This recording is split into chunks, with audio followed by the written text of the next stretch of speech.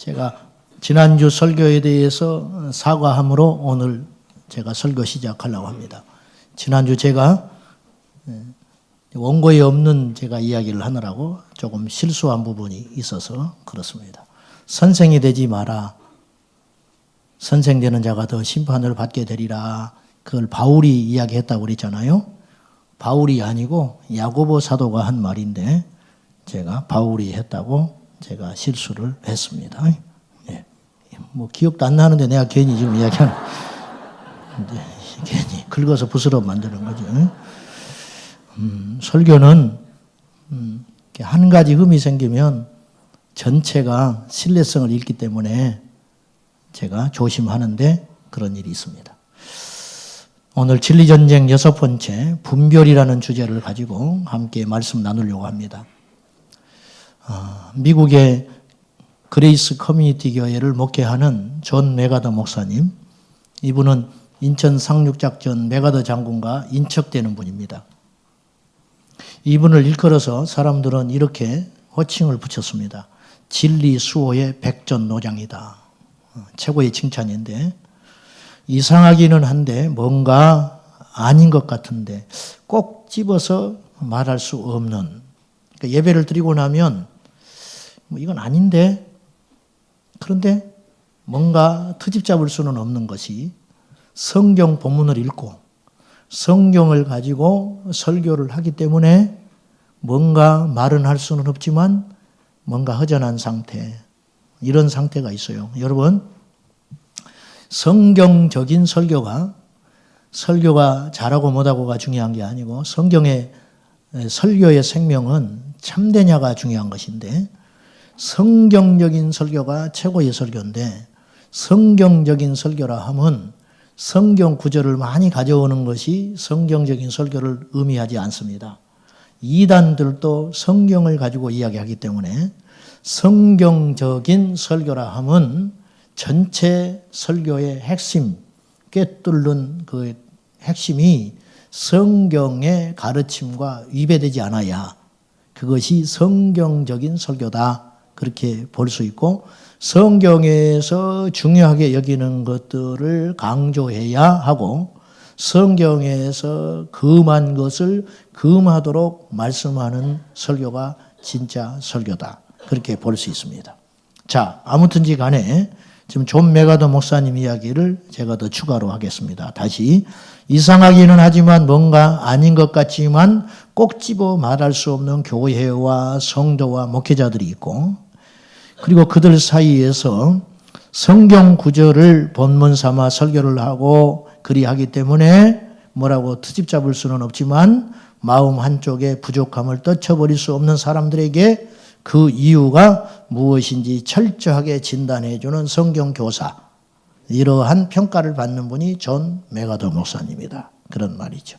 제가 이 말을 이렇게 하는 이유는 저도 그런 목회를 하고 싶고 여러분들도 그러한 교회를 사모할 수 있어야 한다는 거죠. 이분은 진리전쟁이라는 말을 이렇게 정의 내렸어요. 진리전쟁이란 속임의 시대에 확실한 진짜를 가려내는 싸움이다, 그렇게 진단 내렸어요. 자, 속임의 시대에 확실한 진짜를 가려내는 싸움이 진리전쟁이다, 이렇게 말했어요.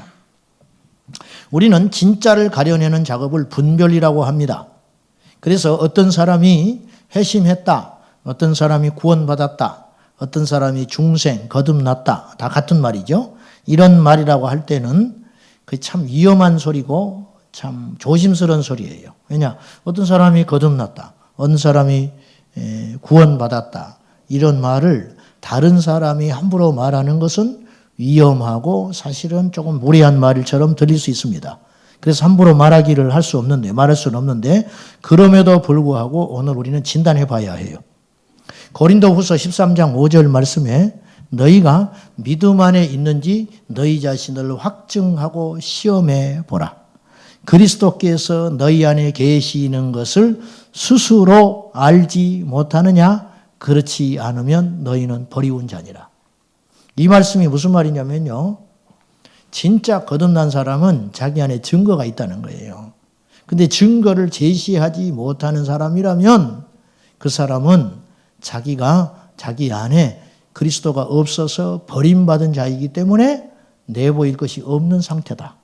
그런 말이. 즉 예수 그리스도 안에서 거듭나고 중생을 경험한 사람이라면 능히 증거를 표현할 수 있어야 한다.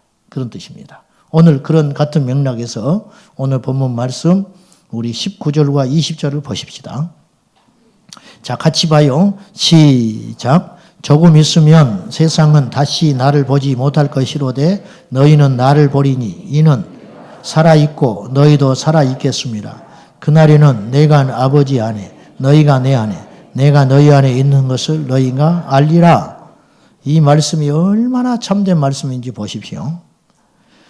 19절 조금 있으면 세상은 다시 나를 보지 못하리라. 죽음으로 십자가의 죽음을 암시하는 거예요.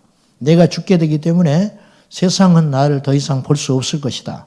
그런데 너희들은 나를 본다. 왜? 부활하기 때문에.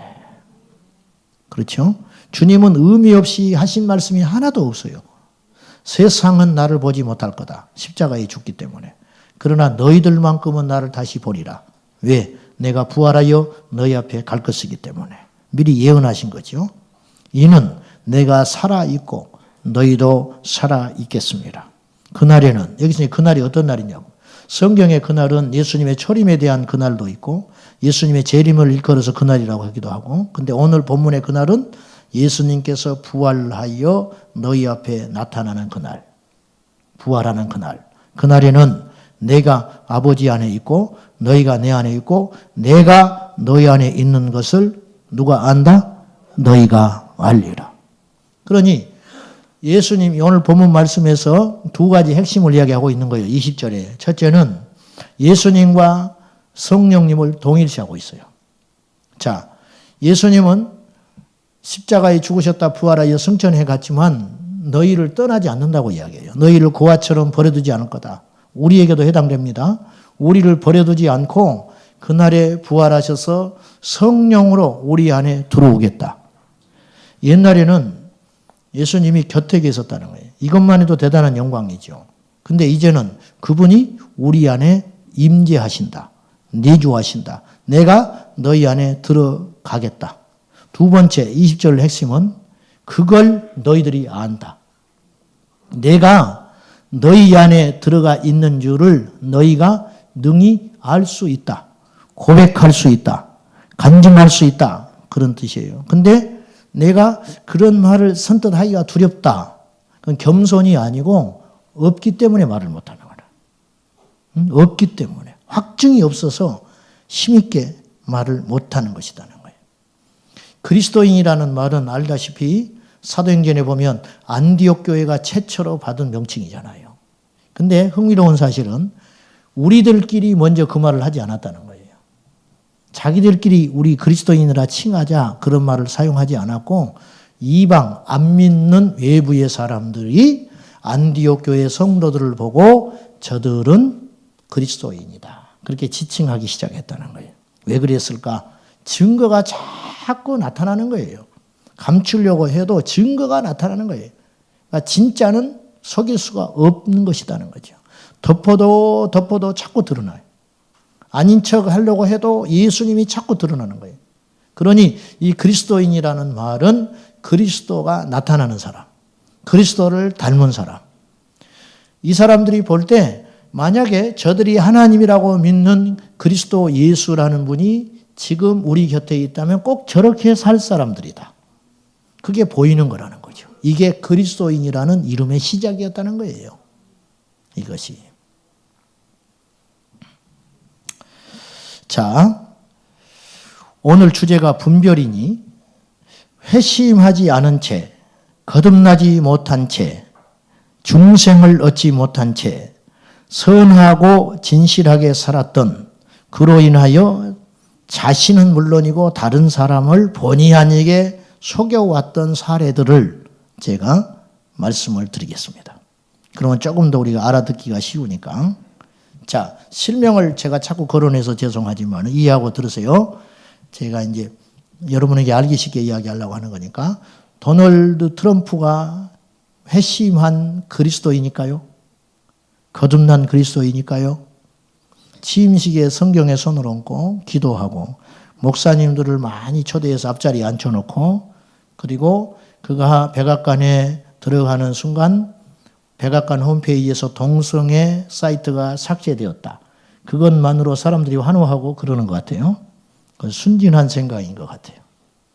한때 록펠러가 믿음의 표상으로 등장해가지고 한국교회 강단마다 11조 많이 한다고 그래서 복을 받았다고 록펠러 예화가 한때 한국교회를 덮었던 적이 있었습니다. 묻겠습니다. 록펠러가 진정한 거듭난 그리스도이니까요?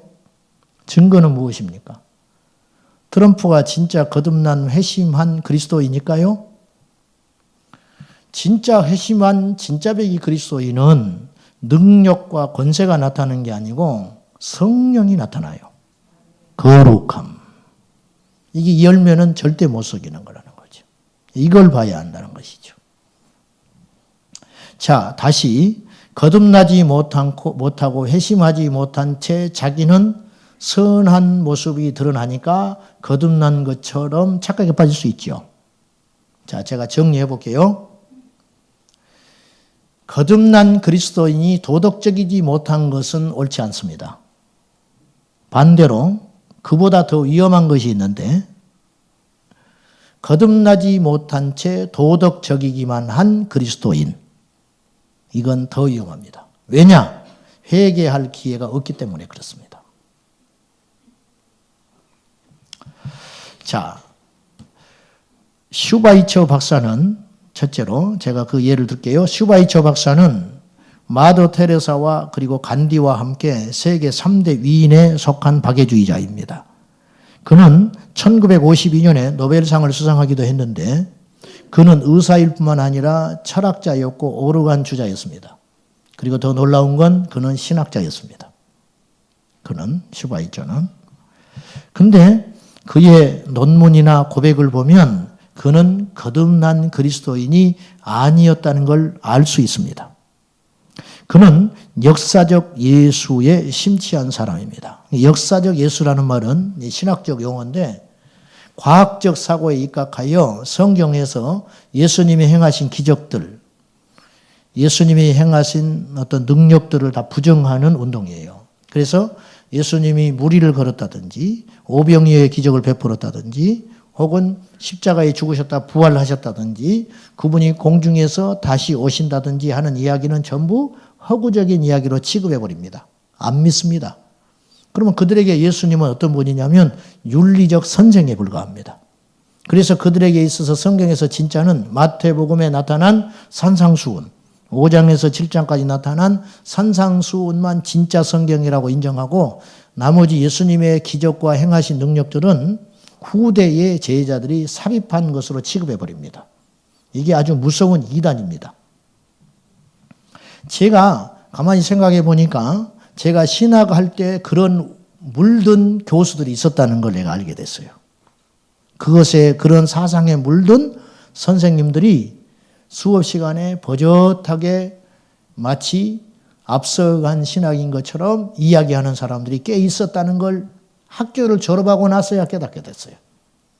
다행스럽게 저는 하나님을 만나고 성령 안에서 경험한 후에 신학을 했기 때문에 전혀 그런 말들이 저를 갈등을 일으키거나 요동치지 않게 했지만은 뿌리에 서 있지 않는 사람들은 상당히 심각하겠다 그런 생각을 하게 됐습니다.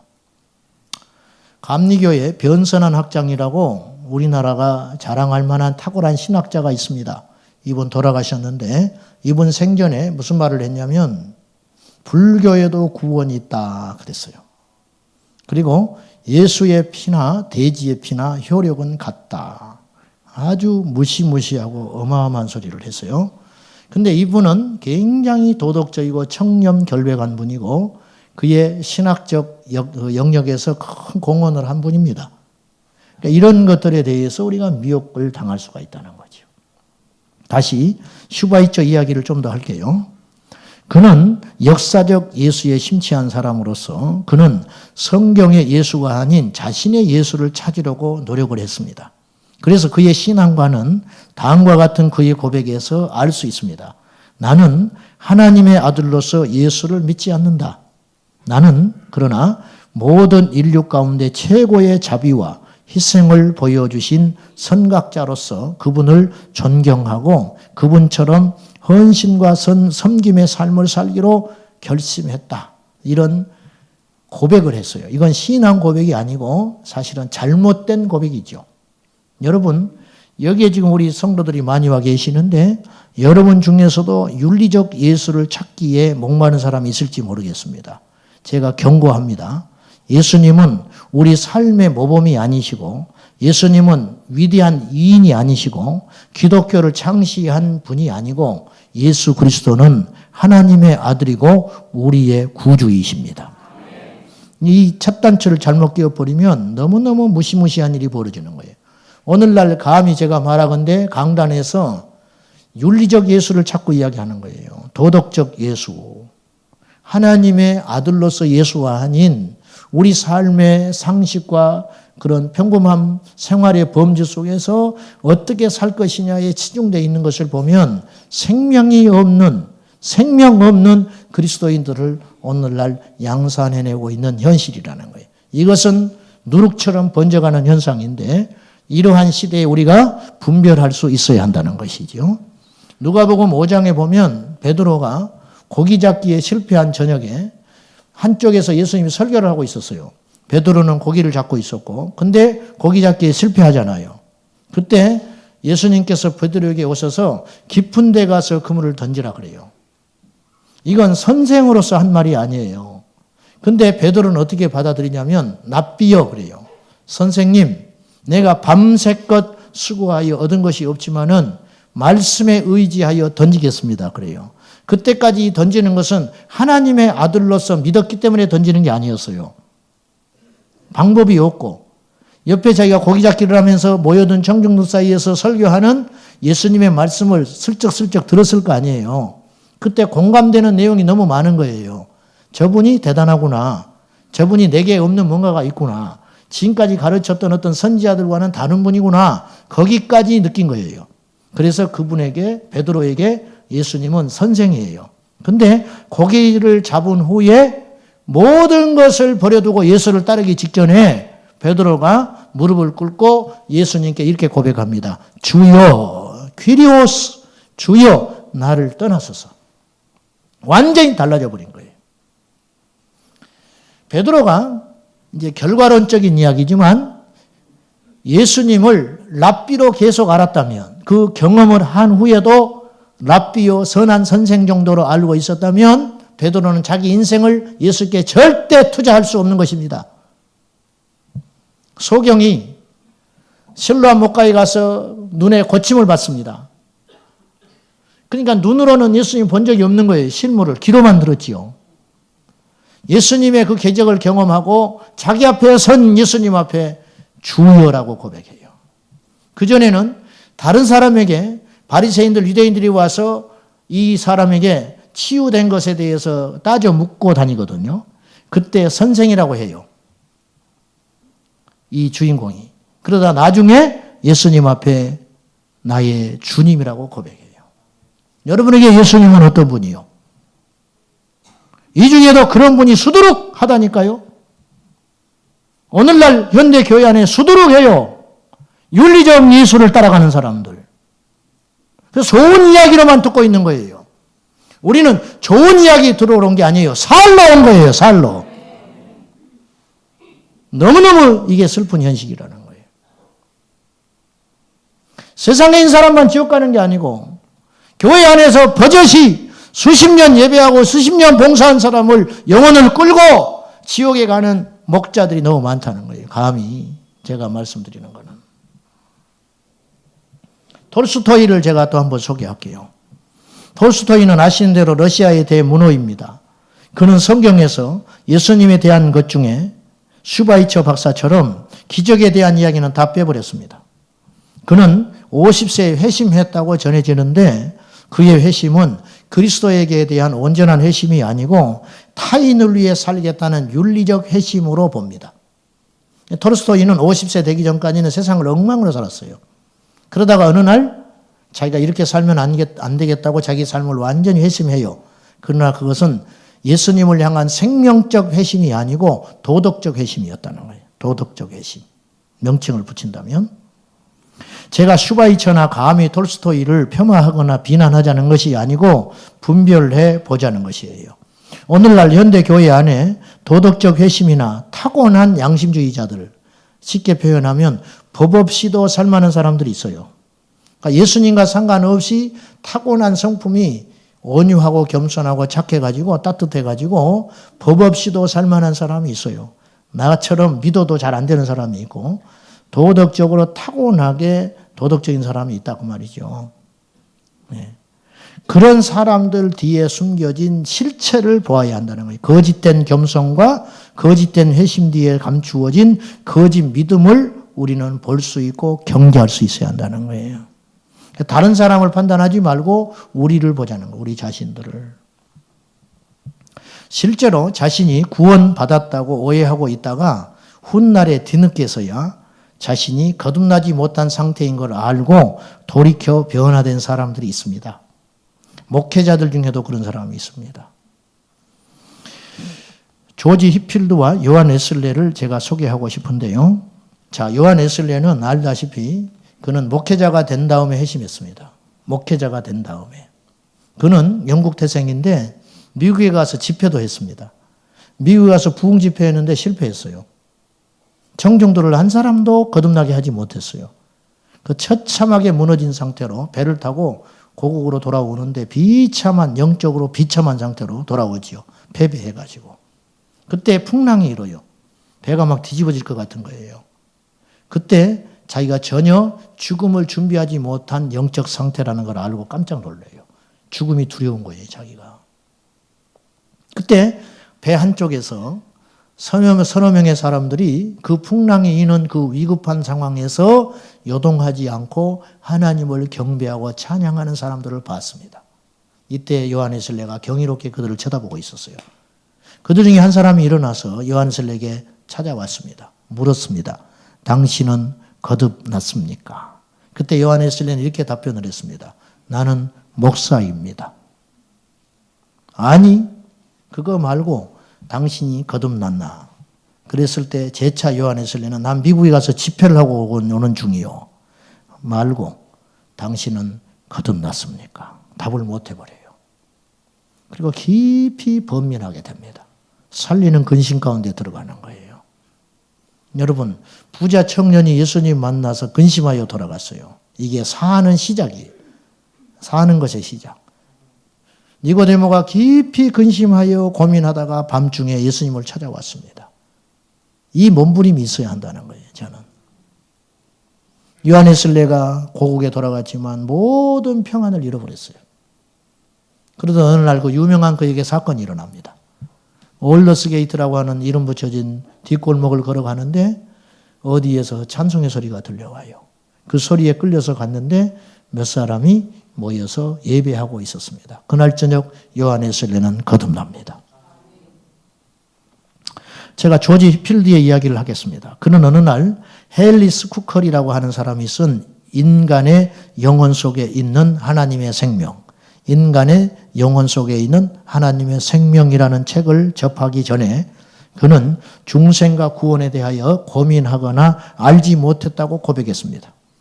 그는 종교의식을 행하고 선행으로 천국에 이를 수 있다고 믿고 있었습니다. 천국의 존재는 알고 있었지만 가는 길과 방법을 잘못 알고 있었던 케이스인 것입니다. 그는 이 책을 접하고 자신의 생각이 크게 잘못됐다는 걸 깨닫고 근심에 쌓이기 시작합니다. 그리고 그는 이런 고백을 합니다. 하나님께서 내가 거듭나야 하며 그렇지 않는 경우 저주를 받는다는 것을 밝히 보여주셨다. 어떤 사람이 교회를 나가고 기도를 드리고 성찬 예식에 참여한다 할지라도 사실은 그리스도인이 아닐 수 있다는 것을 나는 비로소 알게 되었다. 나는 이 책을 태워버릴까? 아니면 던져버릴까? 아니면 이 책이 말하는 바를 겸손하게 추구해 볼까?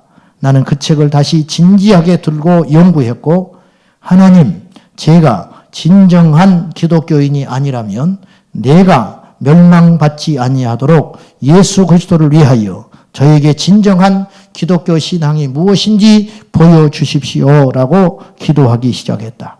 결국 그는 오랜 시간 동안 근심하고 씨름하였고 겸손하게 간구한 결과 하나님을 만나 성령으로 거듭나게 되었다. 그는 그런 간증을 했어요. 거듭나는 상황과 시간과 환경은 다 달라요. 그리고 우리가 거듭났다라고 하는 간증을 예를 들어서 우리가 억지로라도 해본다면 다 다른 이야기를 할 수 있어요. 그건 중요하지 않아요. 확실한 건 자신이 진정으로 거듭난 사람은 자신이 알 수 있어야 한다는 거예요. 로마의 고대에 기독교 초기에 엄청난 핍박을 받고 있을 당시에 고대 문서가 전해져 내려옵니다. 그때 이제 로마에 재판을 했던 담당관들 있잖아요. 어떤 사람을 심판해서 법에 집행을 해가지고 죽이는 사람들, 기독교인들을 불러들여가지고 핍박을 하는 거예요. 예수를 부정하게 만드는 거예요. 그 사람들이 재판을 끝내고 이야기하는 담화가 적혀가지고 훗날에 발견이 됐어요. 그 이야기에 이런 이야기가 쓰여 있었어요. 얼마 전에 재판을 했던 그 사람, 얼마 전에 모진 고문을 해서 예수를 부정했던 그 사람들에 대해서 이야기하고 있는 거예요. 그 사람들 중에 핍박과 고문을 가했더니 그들이 너나 할 것 없이 예수를 버렸다. 오직 가이사만이 참 신이라고 외치라고 하니 그들은 주저없이 외쳤다. 그리고 그들 중에는 심지어 자신이 믿어왔던 그리스도를 저주하는 사람까지 있었다. 그들은 풀려났다. 그리고 그들이 이제 이야기하는 거예요. 그런 걸로 미루어 봐서 그들은 어쩌면 참된 그리스도인은 아니었던 것 같다. 그렇게 이야기한 거예요. 그러니까 자기도 알고 다른 사람도 안다는 거예요.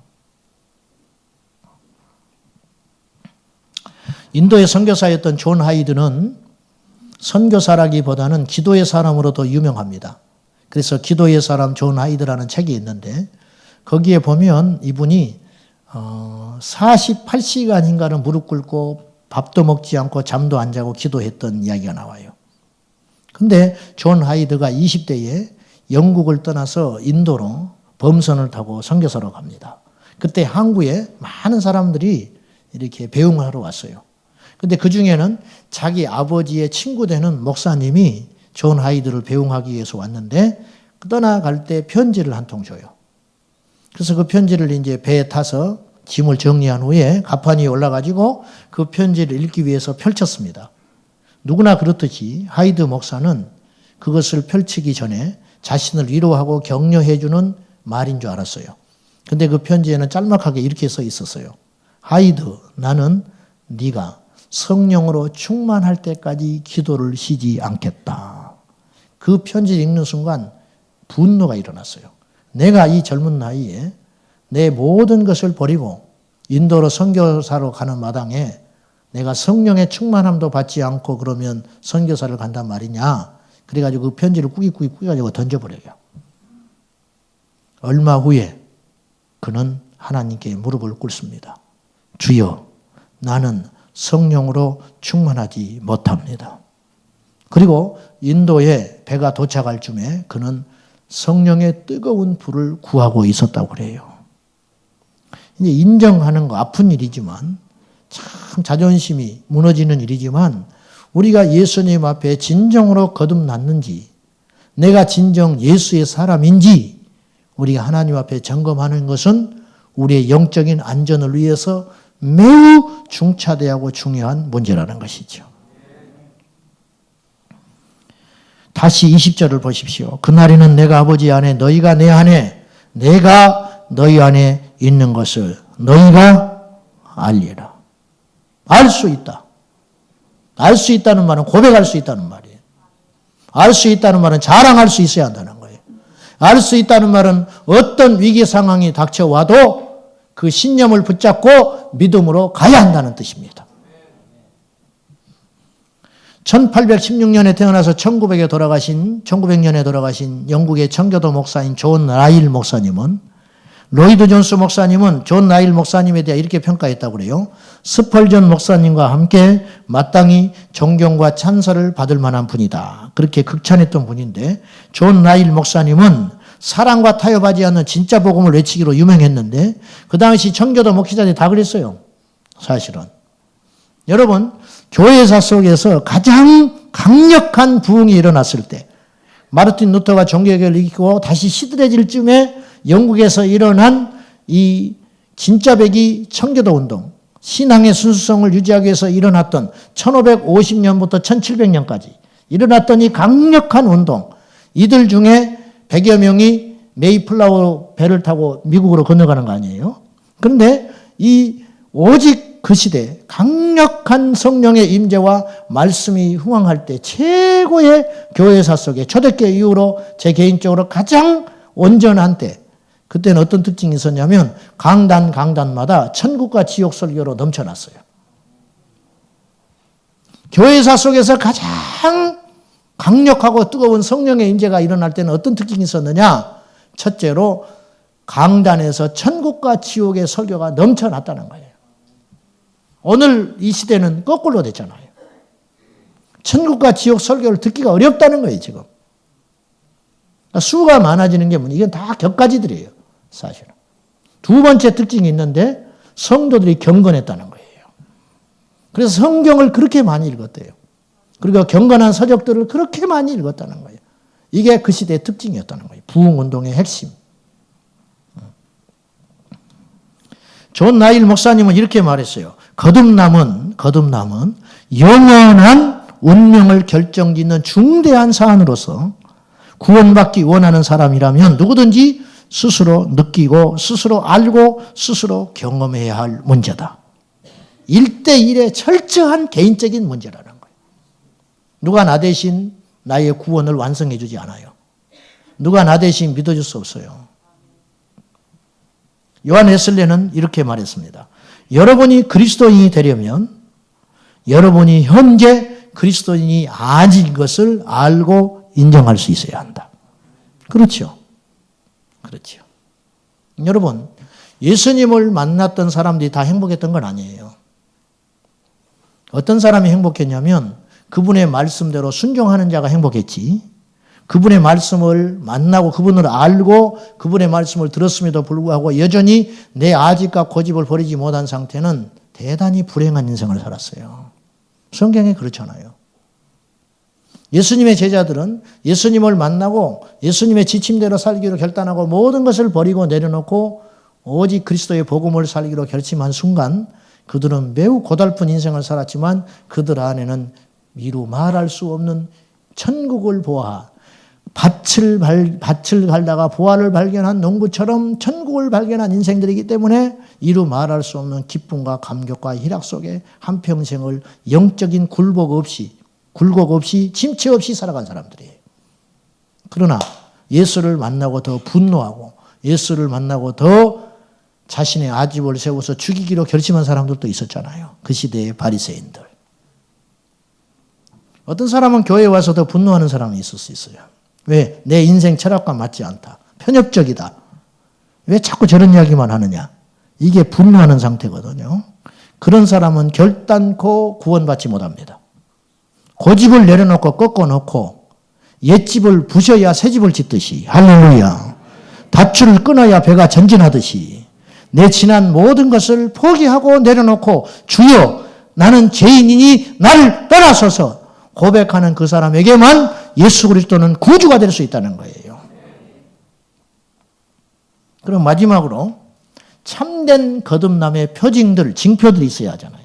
징표들은. 존 나일 목사와 로이드 존스 목사님의 견해를 빌려서 제가 여러분에게 몇 가지를 말씀드리겠습니다. 한 가지 조심스러운 것은 이것이 조금 기계적인 이야기예요. 그러니까 이건 참고만 하셔야지 절대화해서는 안 돼요. 성경을 그대로 제가 말하는 게 아니기 때문에. 그러나 다 의미 있는 이야기들이라고 봅니다. 자, 먼저 거듭남의 시기는 다 달라요. 무슨 말인지 아시죠? 우리가 성경에 보면 모태에서 거듭난 자가 있어요. 놀랍게도. 세례 요한 같은 분이 그런 분이라 할 수 있어요. 모태에서부터 흥분하잖아요. 그러니까 세례 요한은 이미 모태에서부터 택정받아 거듭난 상태라 그렇게 봐도 무관해요. 그래서 그분은 한평생을 살면서 순교하기까지 한평생을 살면서 갈등하거나 곁길로 가질 않아요. 그리고 타협하지 않잖아요. 자기가 죽을지라도. 그리고 죽음과 전혀 두려워하지 않아요. 이런 삶으로 산 거예요. 그러니까 멋지게 살았다. 와, 용기가 대단하네. 배짱 있네. 그런 수준이 아니고 그는 거듭났기 때문에 그런 삶이 가능했던 거예요. 그 다음에 아주 어릴 때 거듭난 케이스가 있어요. 디모데 같은 경우. 디모데, 외조모부터 믿음에 있었잖아요. 그러나 모태에서 거듭났다고 하는 할 수 없어요. 모태에서 거듭나는 건 불가능해요. 세례 요한 빼놓고는 제가 볼 때가. 왜냐? 자기 고백을 할 수 없는 상태니까. 우리 아이들이 내가 뱃속에서부터 내가 잉태해가지고 맨날 예배드리고 잠언서를 하루에 한 장씩 읽고 뭐 기도하고 그랬다고 해서 내 자식이 거듭난 상태로 태어나지 않습니다. 인간은 제약 중에 출생합니다. 제약 중에. 어릴 적에 거듭난 케이스가 또 있다고 볼 수 있어요. 다윗 같은 경우. 다윗은 구약의 인물이지만 하나님을 만나서 온전히 거듭난 인생이 된 거예요. 나이 들어서 거듭난 케이스도 있죠. 사도 바울 같은 경우. 근데 대부분의 경우 상당수는 거듭나지 못한 채 자기 인생을 마감합니다. 거듭나지 못한 채. 자, 그러면 거듭남의 표징을 몇 가지 말씀드리겠습니다. 첫째, 습관적인 죄를 짓지 않습니다. 거듭난 영혼을 가진 자는 습관적인 죄를 멀리합니다. 자, 다윗처럼 하나님의 온전한 사람이 됐다 할지라도 넘어질 수 있습니다. 너무 크게 넘어졌지요, 사실은. 너무 엄청나게 크게 넘어졌지요. 그러나 곧바로 일어납니다. 그리고 습관적으로 또다시 그런 짓을 하지 않아요. 여러분, 제가 내리는 정의인데 죄와 악은 달라요. 무슨 말이냐? 한 번 이탈할 수 있다는 거예요. 이건 죄입니다. 하나님이 용서하셔요. 근데 동일하게 하나님이 이것을 기뻐하지 않음을 알면서도 내 안에 계신 성령께서 탄식하고 근심하는 줄 알면서도 계속적으로 죄를 짓는 순간 그건 악이 됩니다. 하나님은 악은 용서치 않으십니다. 그러니까 어떤 공동체에서 무리를 일으키고 다른 공동체로 갔다. 근데 거기 가서 또 그런다. 그러면 그 사람은 그리스도인이 아닙니다. 어떤 목회자가 어떤 문제를 일으켜서 그 교회에서 사임을 하게 갔다. 그래서 개척을 했다. 그런 일이 많잖아요, 한국교회에. 근데 개척을 하다가 좀 몇 년이 지나니까 또 그런 일을 또 한다. 그 사람은 거듭나지 못한 목사입니다. 감히 말하건대. 왜냐? 참으로 거듭나서 그 안에 주의 영이 거주하는 사람은 로마서 8장에 말한 것처럼 우리가 세상에서 하나님이 기뻐하지 않은 일을 행하면 내 안에 계신 성령께서 깊이 탄식하고 근심하시고 내 양심을 통하여 끊임없이 나를 아프게 하기 때문에 세상의 즐거움과 쾌락을 쫓는 대가에 비해서 이 아픔과 너무 상실감이 크기 때문에 똑같이 죄를 못 짓게 된다는 것이죠. 죄를 안 짓는 게 아니고 못 짓게 되는 거죠. 왜? 내 안에 계신 성령께서 나를 그렇게 각별히 통제하시게 된다는 거죠. 이게 뭐냐? 그리스도 안에서 거듭난 증거를 할 수 있는 거예요. 두 번째는 예수 그리스도가 유일한 구세주임을 믿고 고백해요. 성경 말씀 요한 1서에 예수께서 그리스도이심을 믿는 자마다 하나님께로부터 난 자니라. 예수 그리스도가 예수님이 그리스도 나의 구원자. 그러니까 우리 교회로 와가지고 예수 그리스도라는 말을 딱 처음부터 들어버리니까 이 말이 담고 있는 의미를 모르는 아이러니가 발생해요. 근데 이걸 좀 제대로 말을 했으면 좋겠는데 예수 그리스도라고 말하지 말고 초대교회는 그렇게 안 가르쳤어요. 예수는 그리스도다 그랬어요. 이 능자가 하나 붙임으로 확연해져요. 예수는 그리스도다. 오직 그리스도라는 말은 구주라는 말이에요. 구세주라는 말이에요. 구원자라는 말인데 이 그리스도는 오직 우리에게 한 분, 나사렛 예수 그분밖에 없다. 이것이 초대교회 메시지였어요. 그러니까 구원받아 거듭난 성도는 예수는 유일한 나의 그리스도와 그렇게 고백할 수 있게 된다는 거죠. 이것이 거듭난 표징이다. 그렇게 볼 수 있습니다. 세 번째는 참된 제자들, 즉 교회 안에 함께 있는 동료들을 사랑할 수 있게 돼요. 이게 왜 그러냐면 요한 1서 5장 1절에 보면 형제를 사랑하는 이유는 낳으신 자를 사랑하는 자마다 낳으신 자, 하나님이 낳은 자를 성경에는 거듭났다 그러는 거예요.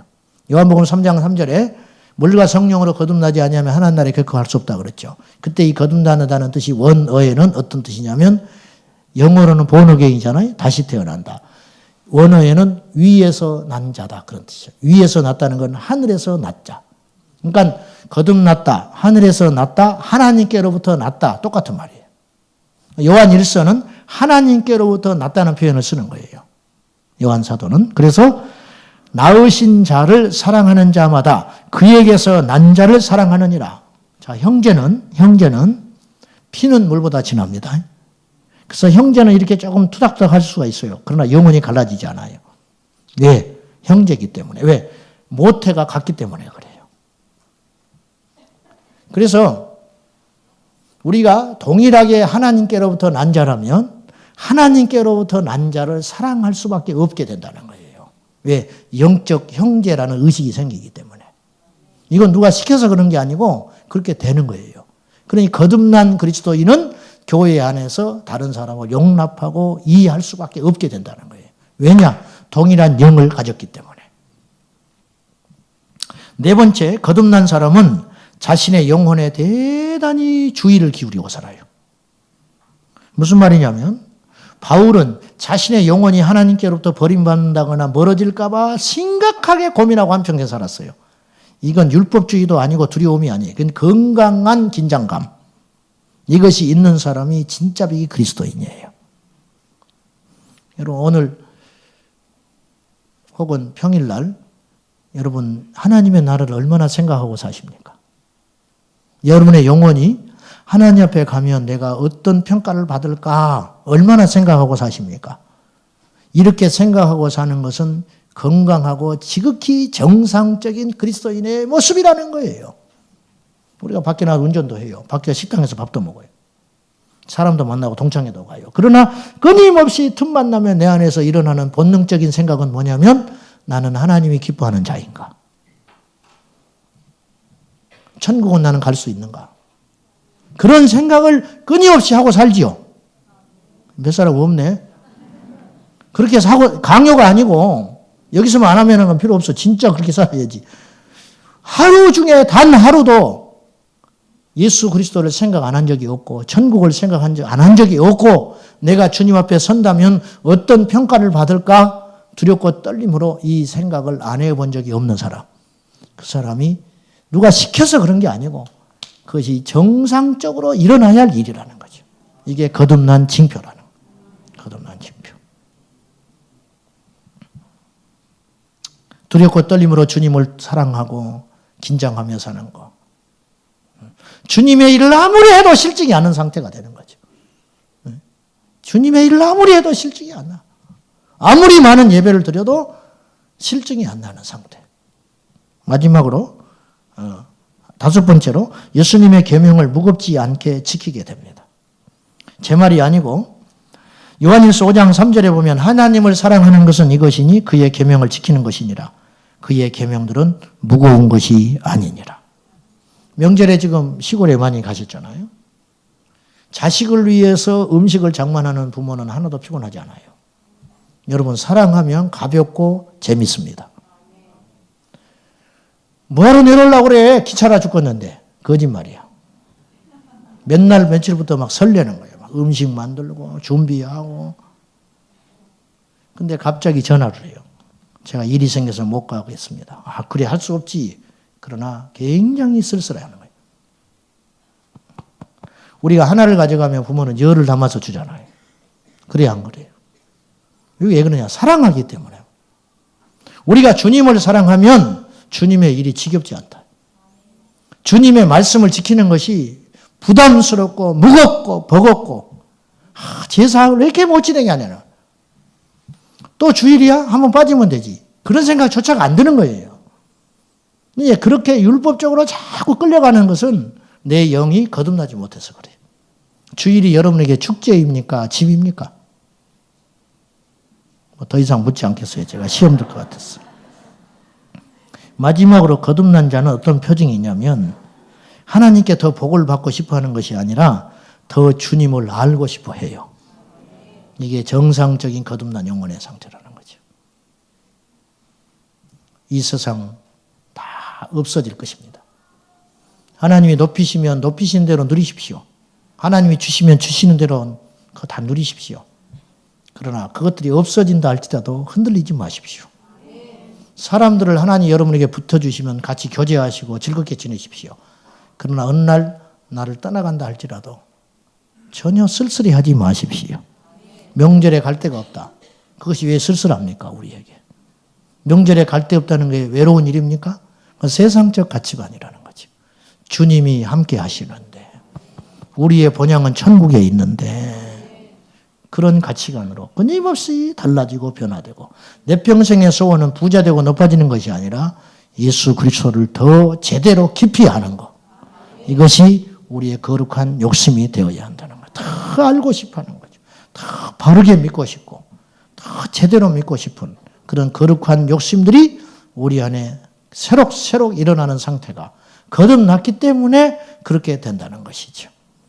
오늘 저와 여러분이 예수 안에서 진정으로 거듭났는지 우리를 진단하고 속히 예수께로 돌아오시고 속히 회개하시고 속히 주께 항복하시기를 축복합니다. 기도하십시다. 하나님, 우리 영혼이 거듭난지는 내 자신과 하나님만 압니다.